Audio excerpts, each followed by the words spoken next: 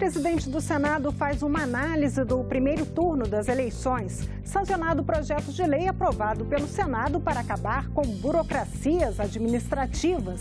Destaques desta edição do Senado Notícias.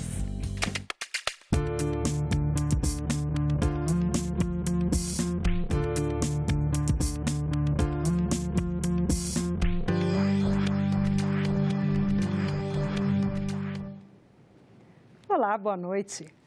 O presidente do Senado, Eunício Oliveira, fez uma análise sobre o resultado das eleições. O senador destacou a renovação dos parlamentares no Congresso Nacional, a disputa para a presidência da República e o importante papel da democracia. O eleitor tomou uma posição de renovar o Congresso Nacional.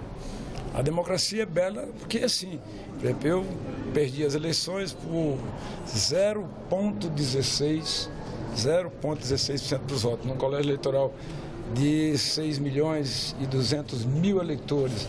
Quando o eleitor tem direito a duas escolhas, isso dobra. Eu só tenho que agradecer ao povo do meu estado. A disputa política na democracia, ela é bela, porque as pessoas analisam, escolhem.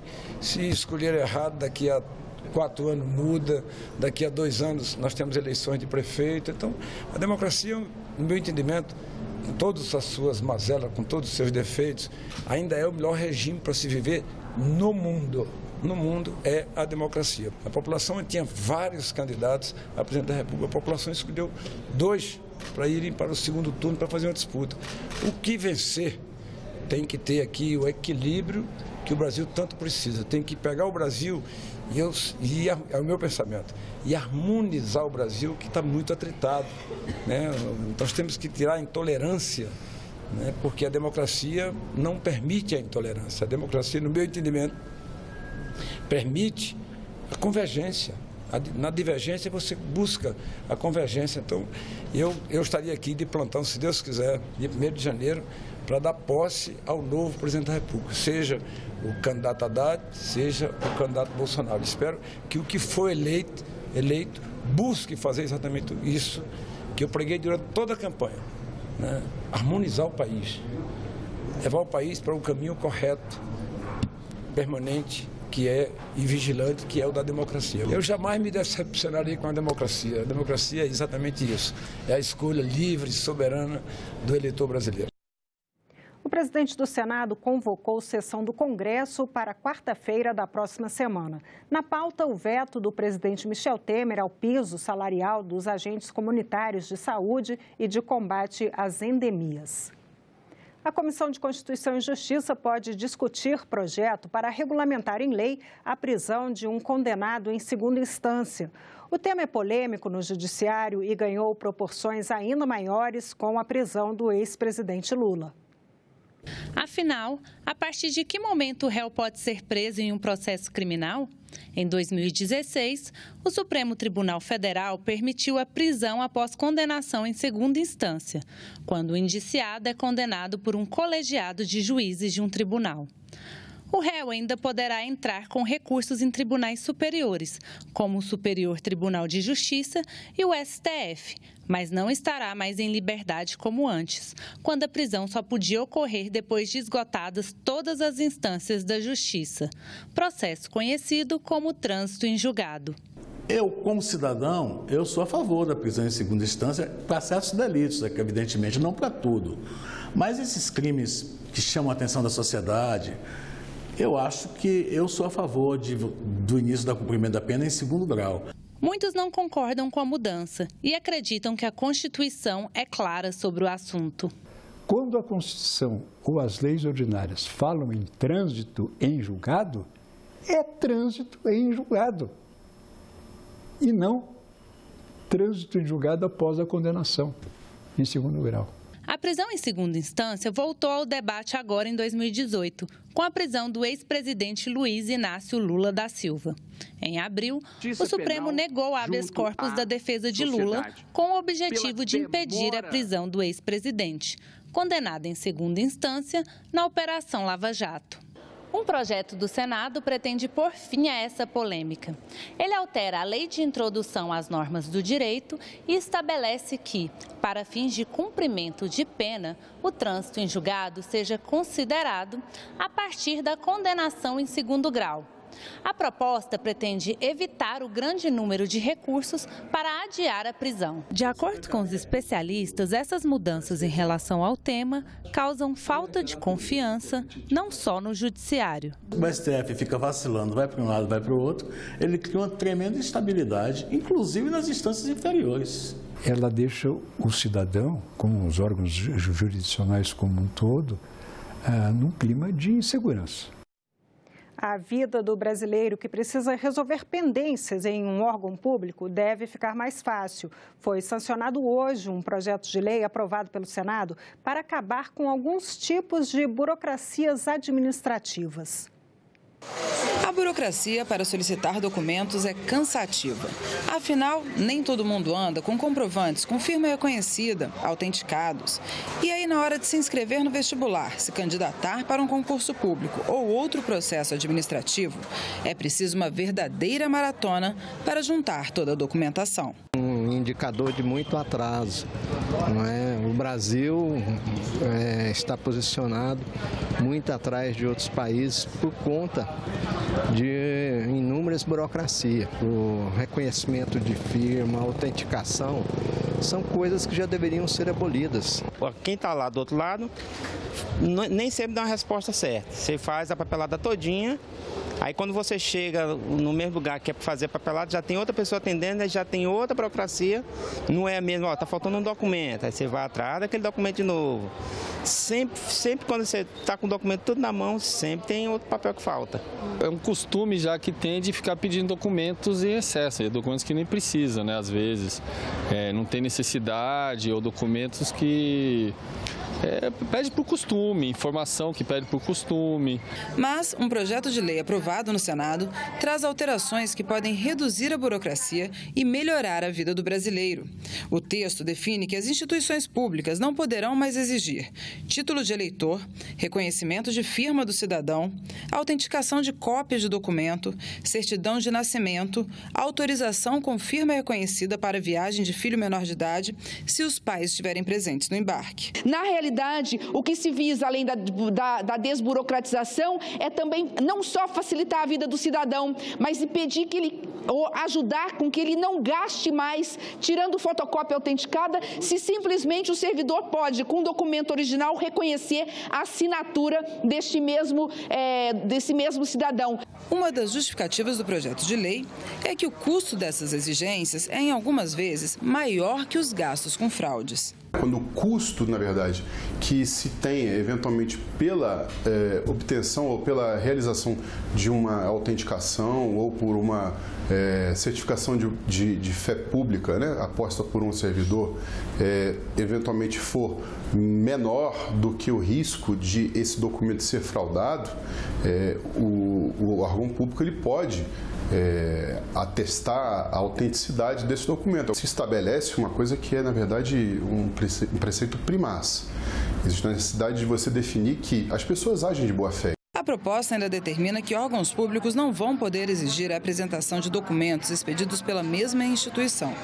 A exceção é para a comprovação de antecedentes criminais e informações sobre pessoa jurídica. A lei ela busca dar concretude a uma premissa de compartilhamento de informações dentro de um poder, né, do mesmo poder. O Senado Notícias está apresentando a cada edição o perfil dos novos senadores que vão ocupar uma cadeira no Legislativo em 2019. Já apresentamos os parlamentares pelo Acre, Alagoas, Amapá e Amazonas. Veja agora quem são os novos senadores pela Bahia, Ceará, Distrito Federal e Espírito Santo. A Bahia terá 2 novos representantes no Senado. Ângelo Coronel, do PSD, tem 60 anos, é engenheiro civil e empresário. Já foi prefeito. Atualmente é deputado estadual e presidente da Assembleia Legislativa da Bahia. Jacques Wagner, do PT, tem 67 anos. Já foi deputado federal, ministro do Trabalho e da Defesa e chefiou outras pastas nos governos do PT. Ele também governou a Bahia por 2 mandatos. A bancada do Ceará contará com 2 novos integrantes no Senado. Cid Gomes, do PDT, tem 55 anos e é engenheiro civil. Foi deputado estadual por 2 mandatos, prefeito e governador também em 2 gestões. Foi ainda ministro da Educação. Eduardo Girão, do PROS, tem 45 anos. Ele tem ensino médio e é empresário. Na bancada do Distrito Federal entra Isalci, do PSDB. Ele tem 62 anos e é formado em contabilidade. Foi secretário de Ciência e Tecnologia do Distrito Federal e está em seu 2º mandato de deputado federal. Leila do Vôlei, do PSB, tem 47 anos. Como jogadora profissional, participou de 3 Olimpíadas. Foi secretária de Esportes e Lazer do Distrito Federal. A bancada do Espírito Santo terá renovação com Fabiano Contarato, da Rede. Ele tem 52 anos e é formado em Direito. Foi corregedor-geral do Estado e é delegado da Polícia Civil. Marcos Duval, do PPS, de 47 anos, tem ensino médio. É militar da reserva e consultor e palestrante na área de segurança pública. Está no Congresso Nacional a medida provisória que cria a Agência Brasileira de Museus. A instituição vai ser responsável por gerenciar os museus do país em substituição ao IBRAM, o Instituto Brasileiro de Museus. A MP, que foi publicada depois do incêndio no Museu Nacional, no Rio de Janeiro, gerou debates. O objetivo do governo é aperfeiçoar os modelos de gestão e de preservação do patrimônio cultural que estão nos museus do país. Diferentemente do IBRAM, que era uma autarquia, a nova agência é de direito privado, terá contratação pelo regime seletista, flexibilidade nas licitações, mas o poder de decisão ainda será do governo, que terá 6 dos 9 representantes no conselho da agência. As receitas virão de dotações orçamentárias e de doações. Mas a MP prevê ainda que 6% das contribuições sociais do SEBRAE sejam destinadas à ABRAM. A conselheira do COFEM, Conselho Federal de Museologia, e professora da Universidade de Brasília, vê com preocupação essas mudanças. A pior situação é com relação à museologia, ou seja, é aquilo que a gente faz entre o acervo, o público e o museu. E aí não é nem só a exposição, que a exposição é o que a gente vê, né? Quando a gente entra no museu, a gente vê a exposição. Mas para uma exposição acontecer, o viés pelo qual um objeto vai ser comunicado ao público, como ele está ali exposto, como que, em que contexto ele aparece, ele afirma ideologias ou não, né?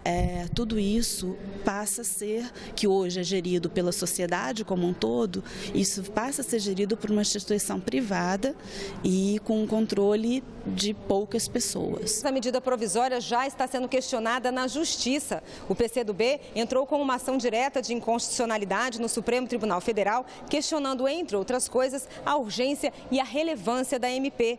E o SEBRAE, que perderá com a medida cerca de 200 milhões de reais, também já anunciou que vai recorrer ao STF. Com foco na preservação do meio ambiente, um projeto do Senado quer que todas as sacolinhas plásticas, aquelas em que a gente leva as compras do supermercado, passem a ser biodegradáveis. Quando você vai ao supermercado, você costuma pegar muitas sacolinhas plásticas para carregar suas compras? Normalmente eu ponho em caixa, eu prefiro colocar em caixa, que é até mais fácil de levar. O supermercado poderia oferecer um preço pela sacola, né?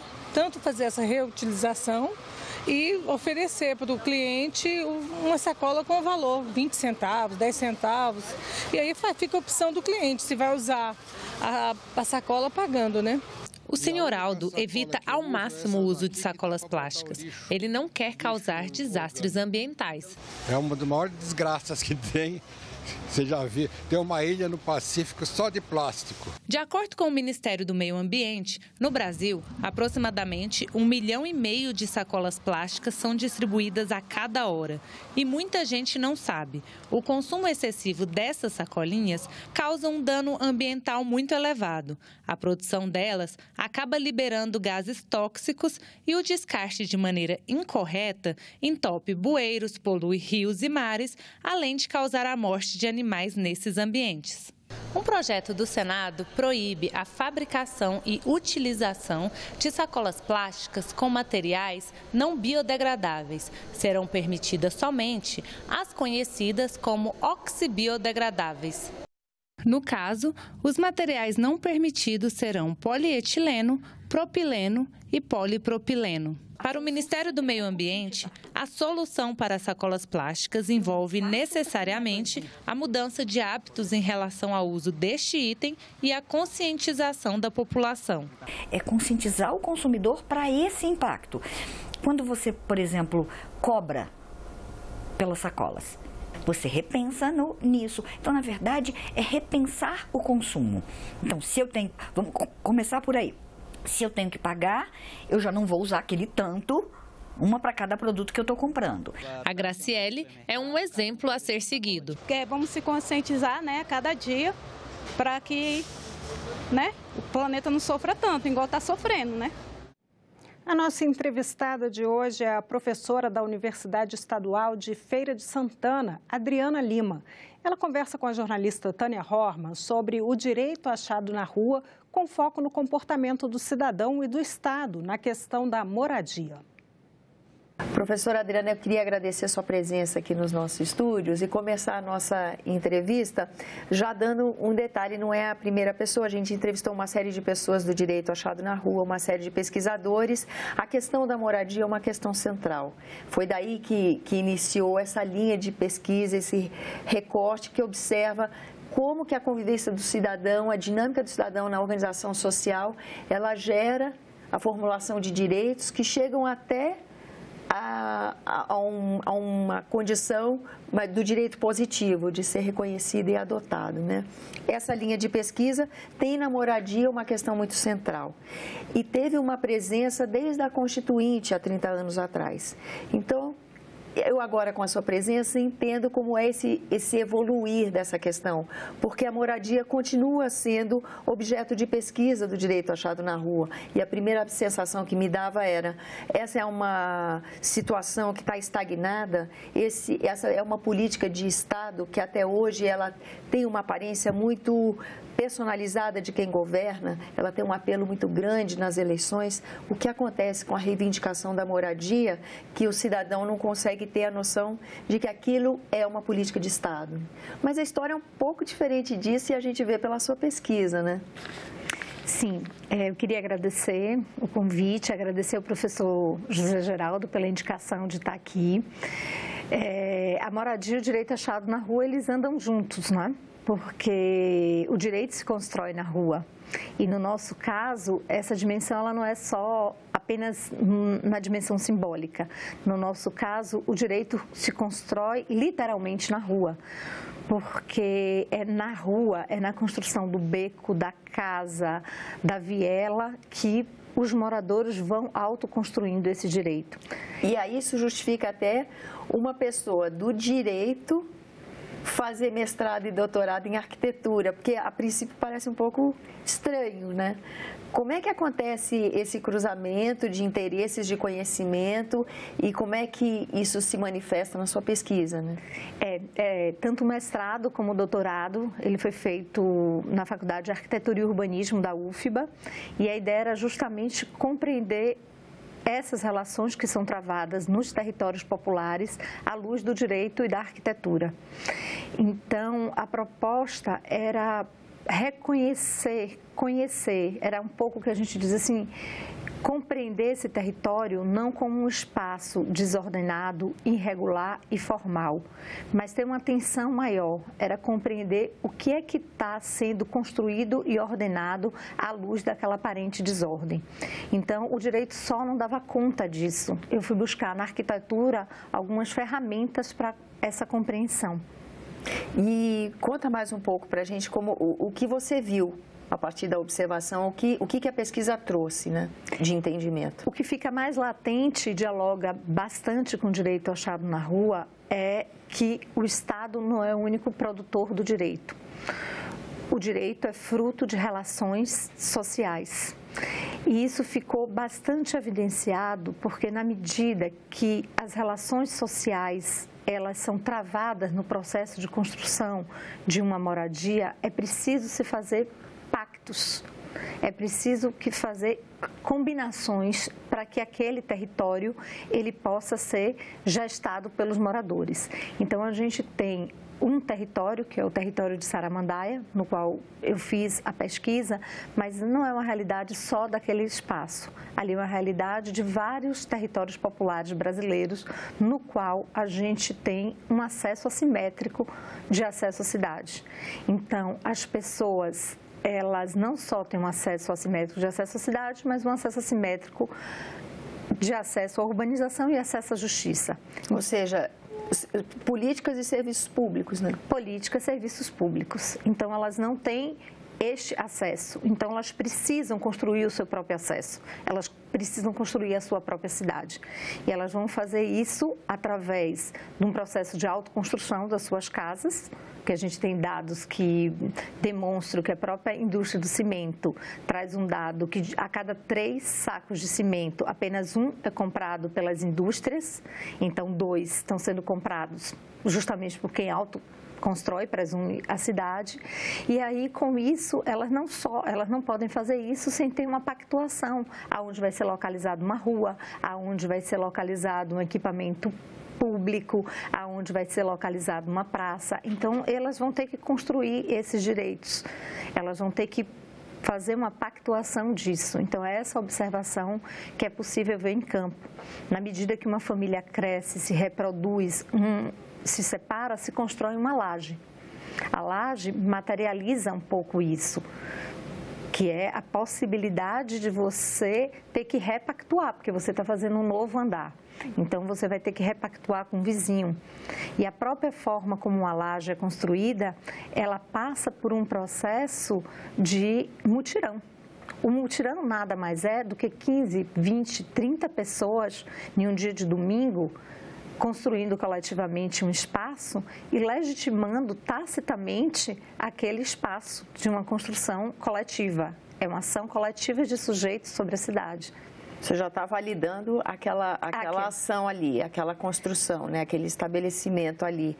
Mas e o que acontece à medida que o Estado não vai se afastando dessa sua função, que seria, através das políticas e dos serviços públicos, ordenar, participar, interferir? A partir do momento em que o Estado vai se afastando, o que acontece com essa cidadania? Como acontece essa construção desse direito e aonde é que uma coisa esbarra na outra, né? Essa construção de cidadania, ela se dá por 2 caminhos. Ela se dá nesse caminho de autoconstrução do direito e também de reivindicação dos direitos. Então, a gente tem isso muito claro na Constituição de 88, no qual os moradores que a gente vê autoconstruindo as suas casas e seus direitos, eles também vão reivindicar, através de uma articulação com outros moradores do Brasil, a inscrição de uma política, que é o capítulo da política urbana na Constituição de 88. Então, ele força o Estado a passar por esse reconhecimento. É interessante a gente pensar também que a ação do Estado sobre esses territórios, ela não é igual, ela se diferencia a depender do espaço. Então, o Estado age muito diferente nas áreas de fronteira desses territórios com a cidade dita formal. O Estado é muito mais presente, ele é muito mais presente no sentido de limitar, no sentido de fazer com que essa área não transborde, não ocupe um espaço que não é permitido. Então, há um tensionamento entre o Estado e a comunidade. Em alguns lugares ele é mais omisso, em outros espaços do bairro ele é mais presente, ele é mais repressor. Agora, há 30 anos atrás, quando se falava o conceito de moradia, 4 paredes e um teto. Hoje em dia, junto com o conceito de moradia, outras questões estão sendo incorporadas, como a gente viu, inclusive, em 2013, um movimento muito forte, a questão da mobilidade urbana. Né? Evoluiu nesses 30 anos, é isso mesmo? É essa impressão? Isso é o fato? Que ao reivindicar moradia, essa reivindicação está mais amadurecida, mais elaborada? É a ideia de que o direito, a possibilidade de construir direitos, ela é infindável. Por isso que a própria Constituição dá esta possibilidade do cidadão sempre criar e recriar direitos. Então, a gente pode dizer que o direito à moradia, ele vai ampliando o seu conceito. Então, ele não é o direito a um teto, ele vai passar por um direito aos serviços públicos, ao saneamento, ao transporte, a morar numa centralidade, a uma creche. E não só essa dimensão dos serviços públicos, isso vai passar por uma questão do direito à cidade. E o direito à cidade é o direito, sobretudo, de alargar a democracia na cidade e de participar das decisões políticas na cidade. Então, se uma cidade tem um plano diretor, o cidadão, ele quer participar, ele quer definir se aquele empreendimento que vai ser construído ao lado do seu território, como ele vai pactuar. Então, na verdade, eu compreendo que toda essa dimensão do direito à cidade, ela passa, sobretudo, por um processo de alargamento de direitos que necessariamente perpassa pelo alargamento da democracia no país. E automaticamente perpassa pela questão das políticas públicas e dos serviços prestados. Até que ponto esse movimento, a maturação, o desenvolvimento desse movimento de direito, de exercício de cidadania, pode fomentar a questão do controle social, da interferência na execução e na administração de políticas públicas? A gente pode perceber que uma grande questão que está hoje e que já passa por um processo de judicialização é a reivindicação do cidadão estar participando. Então, diversas políticas públicas, toda política pública para a cidade, ela precisa passar com a participação social. E quando ela não faz, o cidadão pode anular os planos e projetos que não contem com a participação social. Então, é fundamental essa participação. Ela não é mais uma benesse do poder público, ela é condição de validade de qualquer política pública na cidade, é a participação do cidadão. E nós ficamos por aqui. Você pode rever as reportagens desta edição na nossa página na internet, senado.leg.br/tv. Muito obrigada pela companhia. Continue sintonizado aqui na TV Senado.